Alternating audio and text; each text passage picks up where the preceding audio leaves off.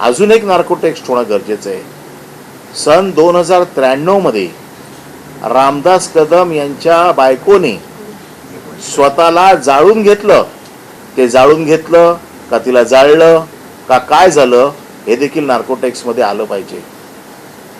कोणाला बंगले बांधून दिले खेडमध्ये, त्या बंगल्यावरनं काय राजकारण झालं, काय गोंधळ झाला, हे सगळं आलं पाहिजे. आणि जर नार्कोटेक्सला शक्य नसेल तर त्यांचा मुलगा हा आता योगेश कदम गृहराज्यमंत्री आहे. गृह खात्याची सूत्र त्याच्या हातात आहेत. आपल्या बापाने काय उद्योग केलेत 1993ला याची देखील चौकशी झाली पाहिजे. या चौकशीची मागणी मी करतोय.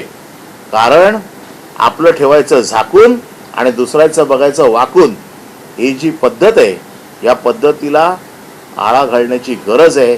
माझी मागणी आहे मुख्यमंत्र्यांकडे, गृहमंत्री म्हणून किंवा गृहराज्यमंत्र्याकडे, की 1993ला गृहमंत्र्याच्या आईने स्वतःला जाळून घेतलं होतं, त्या जाळून घेतलेल्या प्रकरणाची देखील सविस्तर चौकशी झाली पाहिजे.